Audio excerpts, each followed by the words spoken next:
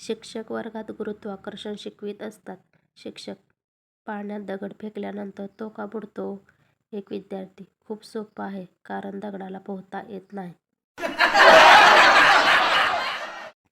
विवेक: तो आता पडलास का? सचिन: नाही रे, जमिनीशी गळाभेट घेत होतो. विवेक: मग तू रडत का होतास? सचिन: कारण तो भावनिक क्षण होता. एक मुलगी आपल्या म्हाताऱ्या आजीसोबत गप्पा मारीत घराच्या ओसरीवर बसली होती. तेवढ्यात तिचा बॉयफ्रेंड तिच्या घरी तिला भेटायला आला. त्याला आलेलं पाहून मुलीने त्याला विचारलं, अरे, तू रामपाल यादव लिखित पुस्तक डॅड इज ॲट होम आणलंस का? बॉयफ्रेंड: नाही, मी तर तुझ्याजवळचं कमल आनंद यांचं where should I wait for you हे पुस्तक वाचायला नेण्यासाठी आलोय. मुलगी: नाही, माझ्यापाशी ते पुस्तक नाही. माझ्यापाशी प्रेम बाजपेयी यांचं अंडर द मँगो ट्री हे पुस्तक आहे. बॉयफ्रेंड: ठीक आहे, तू येताना आनंद बक्षी यांचं कॉल यू इन 5 मिनिट हे पुस्तक घेऊन ये. मुलगी म्हणाली, बरं.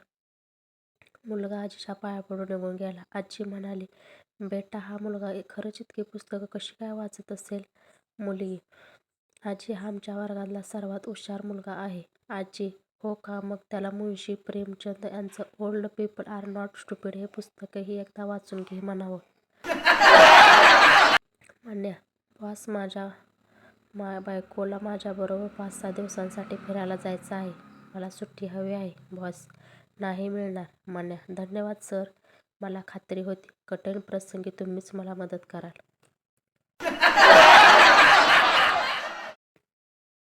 शेजारचे काका: काय बेटा, पुढे काय करायचे ठरवले आहेस? मुलगा: काही नाही काका, पाण्याची टाकी भरली की मोटार बंद करण्याच्या विचारात आहे. वडील: मन्या, 5 नंतर कोणता अंक येतो? मन्या: 6 आणि 7 बाबा. वडील: शाब्बास, माझा मन्या तर खूप हुशार आहे. आता सांग, 6 आणि 7 नंतर काय येतं? मन्या: 8, 9, 10. वडील: आणि त्यानंतर? मन्या: नंतर गुलाम, राणी आणि राजा.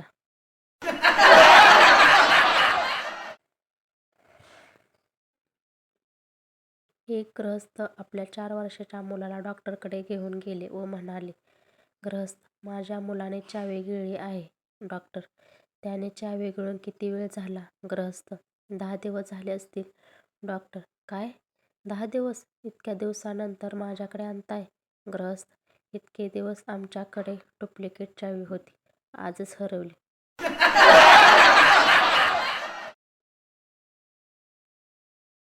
भिकारी: फक्त 2 रुपयाचा प्रश्न आहे बाई. बाई: विचार, कदाचित मला येतंय का बघू. भिकारी अजून धक्क्यातून सावरला नाही. एकदा एका गावात तलाठ्याच्या मागं कुत्रा लागतो. तलाठी सगळ्या गावातनं पळून आल्यावर एका झाडावर चढतो आणि कुत्र्याला म्हणतो, साल्या, तुझ्याकडे गुंठाभर जरी जमीन असती ना, तर तुला समजलं असतं कोणाशी पंगा घेतला ते.